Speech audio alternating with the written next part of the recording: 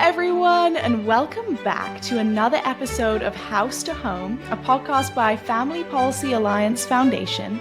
I'm Grace Youngson alongside Joseph Kohm, as always, who is our policy director here at FPAF. And today we're talking about a new first of its kind bill that has just been enacted in the state of Indiana that protects parents' rights. Joseph, can you tell us a bit about this study? I would love to, Grace. Great to be back on the show for another House to Home episode with you. I want to apologize to our audience real briefly at the outset because I live next to a naval air station in Virginia Beach, Virginia, and I am very close to them and they're flying sorties right now. So audience, if you hear some extra noise in the background from me, I do apologize. It's the sound of freedom, as we say here. So today we're going to do this episode on the recently enacted Senate Bill 143 in the state of Indiana. I always get numbers for bills wrong. I tend to remember them by their subject matter. But this is Senate Bill 143. I had to consult my notes. And it really is, like you said, Grace, a first of its kind, first in the world, really, bill that does what it does. And that's why we're going to do a whole show on it. We want to give a shout out to our great state allies at the Indiana Family Institute for not just shepherding this bill through the process, but through shepherding the family's case that inspired this bill. We'll talk about that as some background later. But bottom line, here's what the bill does, and I'm taking all our notes here exclusively almost from Indiana Family Institute's policy brief on this bill. This law ensures that parents will not be considered, quote unquote, abusive by the state solely for raising their child in accordance with the child's biological sex. It also reaffirms Indiana's legal tradition of recognizing parents' fundamental rights to make decisions about their upbringing. Now, that might sound a little vague or inverted in this upside down world we live in. What that basically means is if you have a child who's a boy and you want to raise him as a boy, that cannot be found abusive. And you might want to ask then, how could that ever possibly have been found abusive? We'll talk about that. We have a good contrast from another state in our union. This bill is on 180 degrees apart from this Colorado bill that you've heard FPAF message on called House Bill 1312 on Governor Paulus's desk at the time of recording in Colorado. We're going to contrast it with that. This good bill in Indiana, Senate Bill 143, is the opposite. And so, Grace, I just want to know what you think. I know I've given a lot of teasers here in this intro, but upon first hearing about this bill and the foil that we're going to talk about, like, what do you think? Yeah, I think for me, my first reaction is to label parents as being abusive for protecting their children from abuse is so evil, because parents are protecting their children from mutilation, dangerous drugs. Transitions are no light thing. And I think that it's completely backwards if we fail to recognize that parents have every right to protect their children from this. Yeah, that's well said. And I think the backstory we're going to get into will help illuminate why this bill was necessary and why it's so important and groundbreaking. There are other states considering a law like this, thankfully, but Indiana is the first one to actually enact it, and FPA did play a role in this, as we'll see. So I, as the policy director at FPAF, followed this bill as closely as I could through the process, though IFI were the lead lobbyists on the ground. They did an excellent job.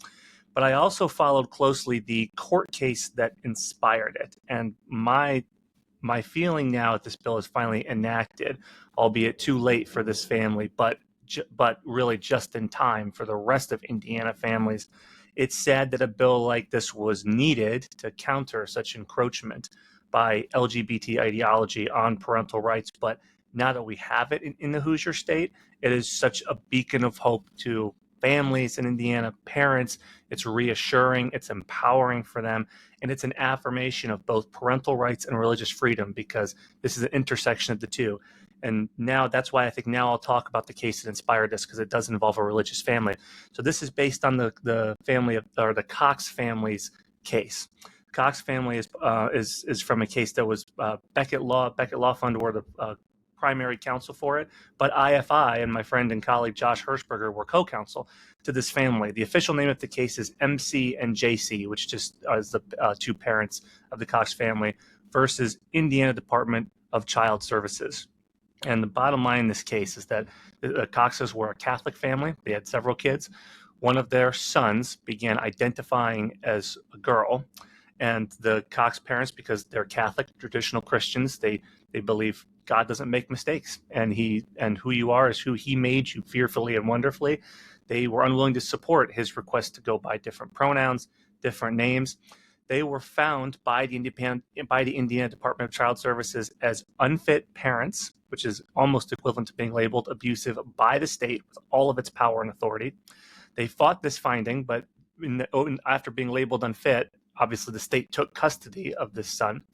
And at the early district court level, I believe they reversed the finding of unfit, but the court maintained that this son should be with a foster family or a state allocated family and parents that, and I'm almost directly quoting here, accepts her for who she is. So you have the entire apparatus of the family court system rallying behind this child's chosen gender identity and reinforcing his gender dysphoria. So as I said, Beckett were the lead counsels with IFI policy director and lawyer Josh Hirschberger as their co-counsel.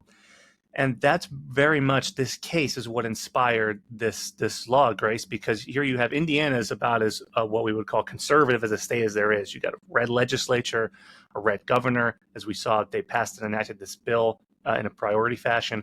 And yet still this happened. Still the entire bureaucracy of child services in Indiana mobilized against these very traditional, very normal parents. And you can see why something like that would light a fire under the legislature and the governor to do something about this, because it's jarring. So many of us, you don't have to be religious to believe that you might want to be a little hesitant about affirming a child's newfound gender identity. So this is a bill for all parents, but particularly religious parents, because it is a parent's religious liberty to believe these things and to raise their kids and run their home in accordance with it. So now we have this law in place in Indiana, and this is, hopefully that gives a little bit of context for the listener for why this became very real for Indiana parents. The last thing I'll mention about that case, just to emphasize how real it is the Cox family fought this decision all the way up to their Indiana Supreme Court. They lost. Then they appealed to the Supreme Court, and their appeal was denied. And which is obviously very disturbing for all of us. The court needs to give some clarity on this. But the beacon of the little bit of hope there with this case is that by the time the family had appealed to the Supreme Court, because litigation takes time, this child in question had actually attained the age of majority. It turned 18. And by that point, in legal speak, there's no remedy to be given, meaning you can't return an 18-year-old to the custody of his or her parents because they're an adult at that point. So the court may have denied the case for that reason. There was no real injury that they could remedy by issuing a ruling. Still disturbing because it creates an implicit, I would argue, a de facto precedent for the rest of the country that it's okay for Child Protective Services of any state to do this. But that's probably why they didn't take it. Either way, they didn't tell us. They didn't issue any statements. So all that to say, this is very real for Indiana parents and showed the need for this bill. Yeah. Wow. I think it's so good that you outlined that case, Joseph, just showcasing, the other side of this. We're so grateful to Indiana taking this stand, which honestly should be common sense, that we would protect parents' rights in this way. And it is really crazy when there are situations where that is not happening. It makes me think of the scripture, Isaiah 5:20, which talks about, and actually I'll read the exact reference here. It says, "Woe unto them that call evil good and good evil, and put darkness for light and light for darkness, that put bitter for sweet and sweet for bitter." And I feel like this scripture perfectly is a perfect description of exactly what's happening. Like, we're literally calling good parents evil when we label parents abusive for wanting to protect their children from this. We're literally calling light darkness and darkness light. And I think from a Christian perspective, that really brings an awareness that this battle is not just some policy battle, some case. This is literally like light and darkness. This is the future of our future children, future generations. What kind of world are we creating for them to grow up in? And even if you're not, young or you're not like in the parental phase right now, you're a grandparent. This is about the legacy that you're leaving your grandkids. And I think it's interesting that you mentioned that it kind of creates something that's concerning about that Cox case, is that it kind of creates a precedent in some ways where it's like, well, we've already had a case that they actually took the side against the parents. And I can't imagine what that must be like to be a parent who you've devoted your entire life to your child, to making sure that they are brought up in the best way. I remember having a conversation with a friend a little while ago, and I was like, what do you think is the purpose of parenting? And one of the things they said to me was like, I think it is helping guide your child along the best path for their life. And this is completely opposed to that. Like, the Bible actually tells us that we are to train up a child in the way they should go. Like, that is our responsibility. That is our right and our privilege. And so this is just completely against everything that God sees when he sees the way that it should work in terms of parent and child. And so I think as we recognize that this is a spiritual battle as well, I mean, from a religious parent standpoint, this is huge. From any parent standpoint, this is huge. Most people are very, very against children being able to medically transition. I mean, you have no idea what you want when you're a kid. There's reasons why you can't get a tattoo when you're a kid, and yet you can change your gender. That's just crazy to me. And so I think that really this Indiana passing this bill is just a common sense, which it seems like we are seeming to have to pass more and more common sense bills because of all the evil that's out there. So we're super grateful that this is being done, but at the same time, to me, it's like it's crazy we even have to do this. Yeah, it is crazy, but I'm reminded of the quote we all love from The Lord of the Rings, which is, I wish that none of this had happened, but so does everybody who lives to see these times. It's not up to us. All we have to decide is what to do with what's in front of us. And Yeah. in the book, it's with the times that's given to us, which just means this is the world that we were born into. God fitted us as Christians for such a time as this to meet these specific challenges. And Amen. G.K. Chesterton, for the record, also said, first duty of the Christian is to restate the obvious. I think we're doing that. So that's why, Grace, I like that you described this as a spiritual battle, because most of the media and talking heads would call this a culture war issue. Maybe they're wrong, maybe they're not, but it is a lot more than that. It's a spiritual battle, and with warfare, there are at least two sides to this. And I want to just contrast for a second the other side, which is Colorado House Bill 1312. At the time of recording, this bill is on Governor Paulus's desk in Colorado, waiting for it to be signed. We expect that it will be signed. We at FPAF have done a lot of work to try to keep our supporters in Colorado and around the country informed about this bill. If you haven't received any of our numerous emails about this, I encourage you to go to our website, fpaf.com, and you'll find on our blog a lot of information about House Bill 1312. Especially because we are headquartered in Colorado Springs. And so this felt really personal to us. This was a really concerning bill. The thrust of this bill, the objective of it, and its proponents were not quiet about it. They were not hiding the ball, was that they wanted to threaten the custody rights of parents who would not support or affirm the gender transition of their children or their alternative gender identity. That was the express purpose of the bill. And in fact, in earlier drafts of the bill that were introduced and got passed through different votes explicitly said that courts should consider a parent's non-affirmation when making policy or custody decisions in court, which is terrifying, I think, if you're a parent, besides just generally unreasonable and probably unethical, at the very least unhealthy, as we'll talk about a little bit of the research later. So that's what the bill wanted to do. The final version is a bit more of a veiled threat to parental rights. It basically says if you dead name or misgender someone of the transgender community, you can be considered discriminatory under Colorado anti-discrimination law, which basically means a parent could be labeled discriminating against their child if they don't affirm these new identities, which is almost a de facto threat to their custody. And no parent should have to endure that for the very reasonable anxiety they are feeling about a diagnosis of gender dysphoria. And so these are two opposing bills, almost completely the opposite of each other, put forward in the same legislative session by different states who are really not that far apart. So I want to set this up not just as a conflict of laws, but as a conflict of worldviews, because to legislate is to put forward a moral stance. So there is a moral worldview position behind both of these laws, and it's very different. And what I want our audience to take away is that this is already putting strain on the fabric of our union. These are two states that are supposed to be able to coexist in the same body politic. And while there's a lot different than them and they're under different jurisdictions, they both exist as part of the United States. States are supposed to support each other in their laws, but neither one could support the other in the effecting of these laws. What is that going to mean? And at the end of the day, it puts parents in the crossfire between the two and gender dysphoric children who are already incredibly vulnerable. I think that's a dangerous thing. It's why we have to take these stands. It's why we have to set up these contrasts and conflicts. But it's something we need to be cognizant of going forward into the future, that I don't know if these two worldviews can coexist in the same body politic. I hope so, because I love our country. I'm a patriot and I served in our military because I love our country and wanted to defend it. But this is going to put strain on the fabric of our union. And I just pray for America that we can endure these kind of completely polar opposite worldviews expressed in the law. And you can rest assured that we at FPAF are going to do our best to ensure that happens, that the union stays together over this.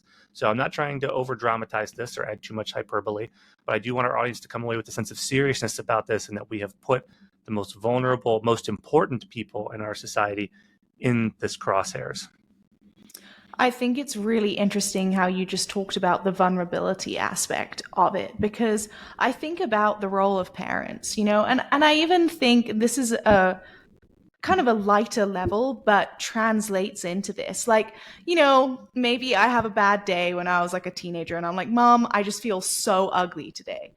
And her role as a parent is like, you look beautiful, like, reminding me who I actually am. And imagine like a bill where it's like, you like misjudged my beauty or something, like now you're abusive. Like, what the heck? She was encouraging me and loving me and guiding me along the right path, reminding me of my self-worth and value. And in a sense, it's reflective of this kind of thing. Gender dysphoria, being uncomfortable in your gender, is a self-worth issue as well, where it's like God created you beautifully, just like God created all the features we have about ourselves, and it's like, maybe you're like, oh, why do I have a big nose, or whatever you feel like for me sometimes, like in the past, I'm like, why do I have a big nose or whatever. And it's like, no, you realize that your value and everything is not determined by that. Your value is not determined by your gender.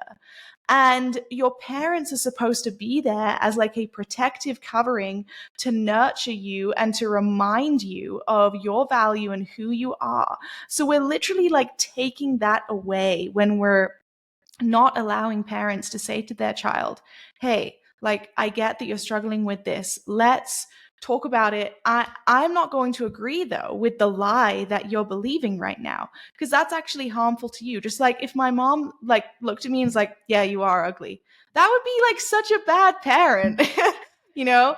And so I think like, and to me, that would be more abusive in a sense, And so I think that just talking about that vulnerability aspect, what is sad to me is you're literally removing all the child's protections when you're taking them away from the parent, because the parent is the person who is supposed to love them and care for them the most. And I've said this on the podcast before, the state does not love your kids like you love your kids. Why do they have this interest in wanting to take them away from you? It really isn't rooted in love and care. You as the parent have that special love and care for your child. Now, is that to say every single parent's amazing? No, there are obviously bad cases out there, but this is not abusive to say that I refuse to agree with what you're tempted to believe about yourself, which isn't true. And so I think it's just important to think about it from that aspect too, that when we're championing parents' rights, we're championing the child's right and the child's how it's supposed to be, that they are supposed to have their parents' protection and not be taken away from that.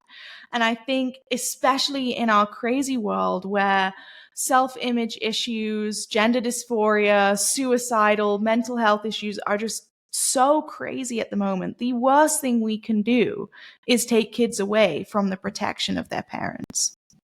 Yes, that's well said, Grace, because no one, generally speaking, no one knows a child better than that child's parents, and no one will love that child more than that child's parents. So I completely agree. And we at FPAF, that is what we fundamentally believe and why we have our Let Parents Parent campaign, our Help Not Harm campaign, to push back against these ideologies encroaching on parents and kids' rights and safety, to protect them, to empower those parents and families in this brave new world we're in. So I think we're going to go to a break now. I think when we come back, we're going to talk more about that, and we're going to talk about some of the arguments of the opponents to this bill. Yes, they did exist, just like there are proponents of Colorado House Bill 1312. So we're going to come back and talk about some of their arguments in a moment. The attack on children online has gone too far. Most kids have been exposed to porn by age 13. That's why we created Tech Ready Family to bring you back control as parents. We believe that no parent should lack peace of mind over their child's safety online. Through our revolutionary Tech Ready Family course, you will gain understanding of the impacts of screen time and technology on the brain, and discover the tools you need to mitigate the risks. So, don't wait. Get our Tech Ready Family course today and protect your children. The state of Indiana is more equipped to attack parents than parents are equipped to defend themselves from government and local entity overreach. SB 143 attempts to clearly define the relationships between parents, children, and entities outside of the child's home. Citing recent cases of school officials and government entities lying to, hiding information, and ignoring parents of kids, this bill would codify into law that government entities may not substantially burden a parent's fundamental right to direct the upbringing, religious instruction, education, or health care of a child. It raises these rights to the highest level within law. It would force the government to prove their allegations within court, rather than the rubber-stamped removal of parental rights that is happening currently. Government should never be allowed to kidnap children away from their parents or violate these basic parental rights when no legitimate abuse or neglect has occurred. This is happening currently, and it must stop. So, Grace, that is from the Indiana Family Institute's policy brief on Senate Bill 143, which we've been talking about in the show today. And again, just a shout out to IFI. They are the State Family Policy Council in the Hoosier States. They do excellent work under Ryan McCann and Josh Hirschberger and the whole team there. And if you have not connected with your State Family Policy Council, I encourage you to do it by going to fpaf.com/allies. That's the kind of work that they're capable of. So, Grace, we've talked a lot about Senate Bill 143, but before the break, I did mention that believe it or not, there were opponents to this common sense bill, just like there were proponents of the inverse bill we've contrasted it with in Colorado. So why don't you tell us what some of their arguments would be around both this bill and just around the worldview behind their arguments?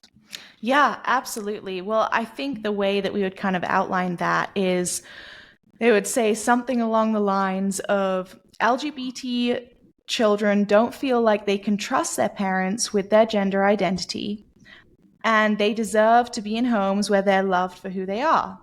SB 143 opens the door for parents who are not affirming of LGBT identities to abuse their kids with impunity. LGBT kids are already at a high risk for suicide, and this bill would further endanger them and push them towards self-harm. A parent's right should not overcome a child's right to love according to their sexual identity. What would you respond to that, Joseph?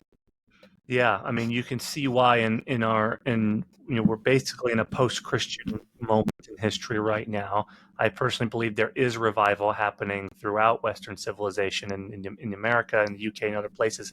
But this is more reflective of where people are right now, a very live and let live. If it's not harming you, what harm could it be? So I think we've at least established what harm this could come from because of its implications that may not be immediately intuitive. But I do think we should get back to just the fundamental notion that a parent is not abusive just because they might be a little anxious or uncomfortable with their child's gender identity if it differs from their biological sex. Like, I think even in this post-Christian moment of history we're in, any parent, regardless of any religious belief or not, if their daughter came to them and said, "Mom and Dad, I think I'm actually a boy. I want to cut my hair short and go by John, and I want you to refer to me as he, him," I don't think there's any parents, very few at least, who would not be at least a little uncomfortable with that and a little shaken up by it, basically. That's a dramatic change in the life of any person, much less a child. And parents generally love their kids more than anyone else, as we've said so far in this show. And they just want to make sure their kids are safe, generally speaking. So I don't think it's fair to label that abusive and to say parents are simply endangering their kids. They want to protect their kids from danger.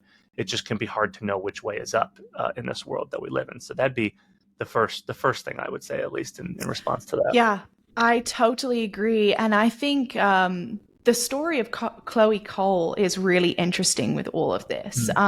She, for those listening that don't know of her, she's actually a detransitioner. She was going through the transition process. She's a biological female, went through a transition process from ages 12 to 16, had several things done, including a double mastectomy, and took hormones. And then she detransitioned after realizing, oh my goodness, I actually want to be a girl and I am a girl. And I think what I listened to a podcast of her sharing her story, and what struck me was she talked about the fact that when she was younger, she sometimes was a little just bit more tomboyish. She liked playing with the boys. She liked more of the boys' toys, which I honestly I get that, like there's some of us girls, like I would classify myself as way more of a girly girl, but like sometimes I'm like, no, I don't want to just sit and chat over here. Like I want to do fun stuff. Like I can understand. Toys, don't we, Grace?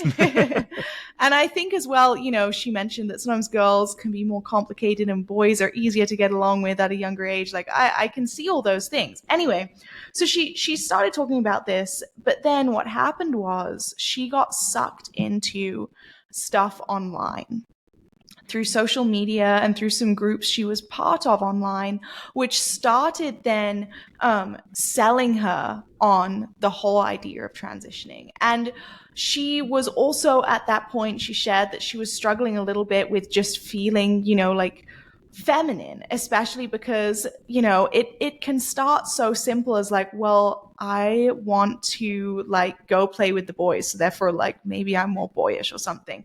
Like, no, that's so not true. But it's interesting how little things like that creep in, and then she gets sucked into this social media hole where she's fed all these things. And I can imagine that when she came to her parents and said, hey, like I want to transition, they probably thought, what? Like, this isn't the Chloe that we know. This isn't the Chloe that we see and love and the joyful, beautiful little girl. Like, what has happened here? And the parents in that situation, I don't know how it all went down. She doesn't share that, but I can just imagine certain scenarios. And I'm sure exactly what you said, Joseph. I'm sure they're a little taken aback. There's nothing wrong with that. She had been sucked into something online, people who don't necessarily care about her. And then you watch her story unfold, and lo and behold, she actually detransitions and goes back to actually who she is created to be. And I think what would have been so crazy is if it would have been so much worse if she was like taken away from her parents, if she had all of that trauma to experience on top of everything she was struggling with. And maybe she would have never found her way back to who she truly is, which now she is happy in her womanhood and wishes that didn't really happen, and she talks about things that are irreversible. She can't change the fact that she's taken hormones and it's lowered her voice. And that is so sad that we allowed a 12-year-old girl who was vulnerable online. We told her, oh, just take this hormone. And now there are lasting effects for the rest of her life. Those are the exact kinds of things that parents are there to protect their children from. And so I think it's a really interesting story just about how she sort of got pulled into that world. And it's just like, if I watched a family member of mine who I've known my whole life suddenly go in an opposite direction, I would be like, are you okay? What's going on? Because I know you. And so I think that's a really good point that you brought out there, Joseph. Yeah, well, I appreciate you bringing up Chloe's story because I think it's particularly instructive here. Chloe Cole is a pretty model detransitioner. We would say she's a heroic person, as are all detransitioners who raise their voice and testifies to what happened to them and what they went through. They're some of the most heroic people in American life, in my personal opinion. And Chloe's is very instructive, especially for what we're talking about today, which there's so much you could say about Chloe's story. There's so much you could say about every detransitioner story because they're all so different and so instructive and heart-wrenching. But I think for here, and I would just encourage our audience, if you do want to hear more about that, Chloe has done events and productions for FPAF, so you can find her work for us on our website, on our YouTube page. So we're indebted to her, and we thank her for her voice.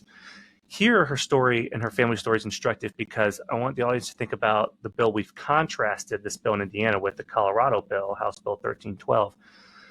If California, which is where Chloe grew up, had enacted this bill, which, by the way, Governor Newsom was wise enough to veto a version of this in California recently. If California had this Colorado bill ruling over it as part of its established law, think about Chloe's parents.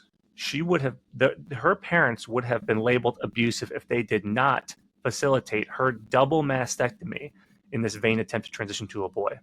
That's the madness of this debate, is what we're at now. Whereas Indiana Senate Bill 143 would have given her parents some encouragement that, like, despite what all the medical professionals are saying, we don't have to rush into this. We don't have to have her perfectly healthy breasts removed at the age of 14. That is what happened to Chloe.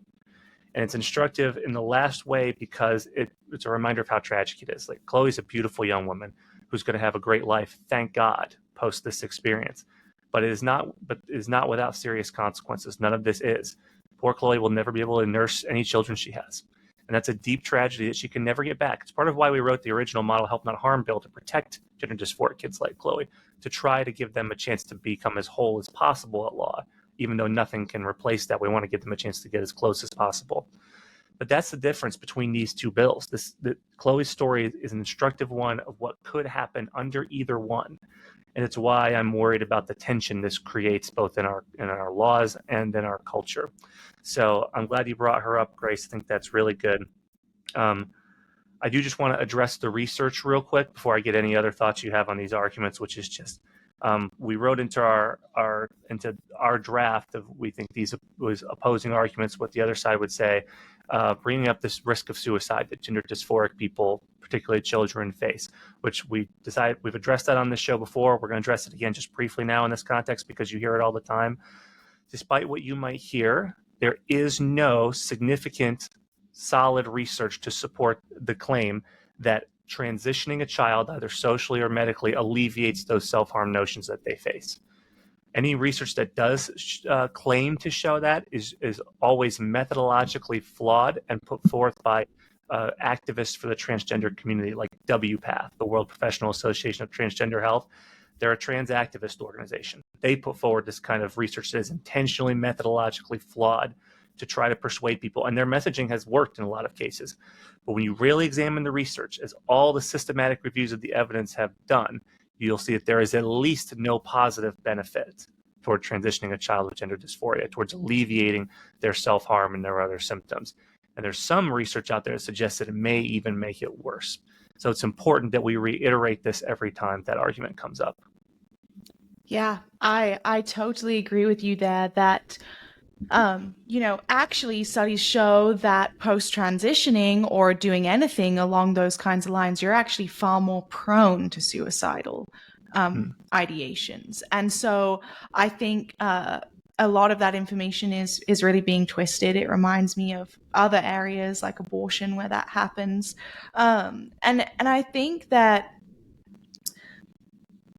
I think that we've talked about it on other podcasts, just how it's very sneaky how that's being utilized to try and excuse this. Like, oh, so because you're feeling suicidal, we should let you cut off body parts. Like, that's the logic to help this, No, that's a mental thing, and we need to help give you more mental health support, which I think is very much lacking, unfortunately. And we've almost normalized, even for me, I was just thinking about this, they refer to them as LGBT children.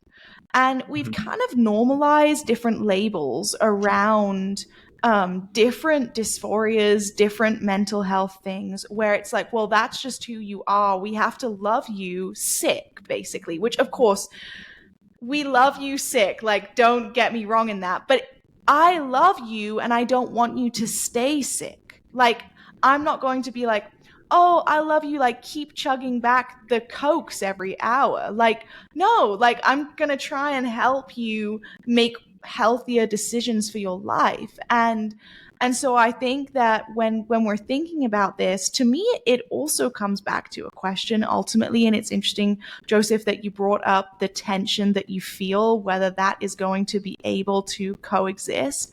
For me, this comes back to a question of whether we actually as a nation believe in God or not. Because when we are allowing transitions, we're playing God. God already created that person and made them perfect as they are. And so to actually side with the other side is to basically side against God. And so I think that, from that standpoint, it comes back to a really big issue there. But yeah, I think this case is, as a lot of things are, as we are able to discuss them through this podcast, they're so much more far-reaching than just what appears on the surface. Yeah, it's a deep cynicism that I find really unattractive, Grace. Like the idea that you have this diagnosis of gender dysphoria, which is a discomfort in your biological sex, and the only way that we can cure it or attempt to alleviate it is to actively harm other healthy parts of your body. Like that's cynical to me. It's like you have to choose between mental health and physical health. You have to choose between peace in your mind and a less than full body, a body missing different parts that God made. And I find that cynicism deeply unattractive. I don't think we've reached that point in modern medicine where we have to choose between those two. I think as you get older in life, certain things happen. There are tough choices for sure. But to tell a child this is your only hope, I agree with you, Grace. We have to not just make mental health more available and less stigmatized, but make sure we know what actual mental health is. To make sure we have to try to get the medical profession back to its fundamental ethos, which is to do no harm. Yeah. And that's the ultimate debate over any kind of transitioning, whether it's social or medical. Is it helpful or is it harmful? I think the medical research is starting to show the truth, which is that it's harmful. We have believed this from the beginning, all the way back in 2017 at FBA when we wrote the first Model Help Not Harm bill to protect these kids, because we're Christians. We believe, as we've said, Grace, God doesn't make a mistake. Every person he makes, either male or female, fearfully and wonderfully. And so anything opposed to that, anything that tries to tell kids you're not enough, you need to transition, is by definition harmful. And as I've heard one of my pastors say regularly, science is always catching up to the Bible. I think that's what we're seeing in this debate, is more and more science is showing that, thank God, we were right, and that we were right to do our Help Not Harm campaign. So just to kind of bring this back and land this plane, Grace, it makes me really thankful that we have this bill in Indiana to set up this counterweight to Colorado. I think almost every state will unfortunately have to make this choice at some point, as more and more controversies like these come up in different states where there's parental custody battles. One parent wants to affirm the child's new identity and the other is reasonably uncomfortable with it. States are going to have to make these decisions. They're going to have to decide, what should guide our custodial rulings in this regards. It's just an application of this larger Help Not Harm debate. So I'm thankful for this. Thankful to IFI for working so hard to fix this wrong in Indiana and provide this example for the rest of the country. Grace, you have any final thoughts before we close out? I don't think so. No. Well, this has been a great show. I appreciate all your insights. and on your time in this deep weeds of this policy. As you know, we like to balance those on this show. Sometimes we'll get into the weeds. Sometimes we'll talk about more education and general worldview matters. So thank you to our audience. If you stuck with us for this long throughout these weeds, we really appreciate it. We hope it was helpful and encouraging to you and giving you a sense of awareness of these issues. I'm Joseph Kohm, as always, alongside Grace. It's been another episode of House to Home. And if you like this kind of content, this kind of analysis, please feel free to follow Family Policy Alliance Foundation on social media, where you'll get lots more of this. Our social media handles are at family_policy. And as always, we link to them in the show. And if you like the show, please hit the like and subscribe button. It helps us. Leave us a 5-star review. So, Grace, thanks for being on with me today. And thanks to our audience for listening. We will see you next week on House to Home.